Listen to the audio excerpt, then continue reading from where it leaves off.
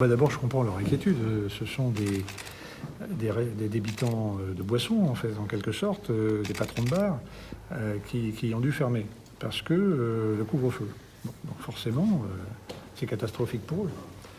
Bon, ce qui les perturbe aussi, c'est de voir que certains continuent à faire le café, etc., etc. Donc il faut aussi expliquer que, en fait, un restaurant, une brasserie, elle peut servir le café le matin, elle peut servir un jus de fruits, elle n'a pas le droit de servir de l'alcool en dehors des repas, à condition que les gens soient assis. Donc elle a cette possibilité. Tout dépend de ce qu'on appelle le code APE, c'est-à-dire activité principale exercée. Ça veut dire ce que ça veut dire. Au moment de la création, l'entreprise dit « mon APE, c'est restaurant, mon APE, c'est bar ». C'est l'un ou c'est l'autre, c'est pas les deux à la fois. Donc si c'est resto, c'est resto, si c'est bar, ça ferme. Voilà un petit peu la situation. Alors il y a des entre-deux. Oui, mais dans certains cas, le code, finalement, c'est le bar, mais en fait, mon chiffre d'affaires, par la force des choses, c'est moitié restauration. Parce que je leur ai dit, c'est s'il y a un cuisinier, s'il y a une cuisine, s'il y a vraiment de la restauration, un genre bar à vin, etc., où vraiment les gens mangent, si vous voulez, font le repas, eh bien, on va considérer, nous, par pragmatisme, que ça peut être un restaurant.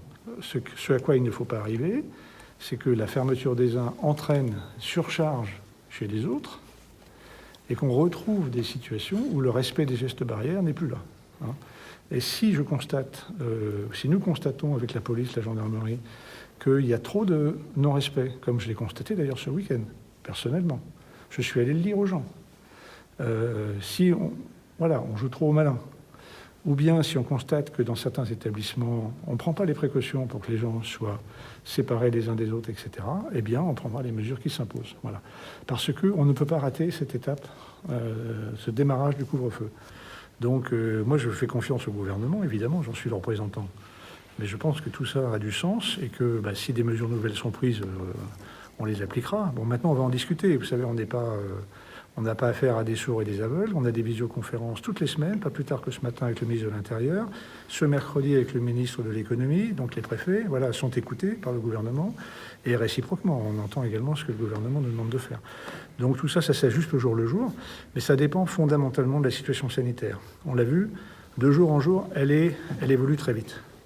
Et ce soir, je participerai avec l'ARS à un point avec des médecins hospitaliers, donc aussi pour les écouter, les entendre par rapport à l'évolution de la situation. C'est vraiment ça le déterminant.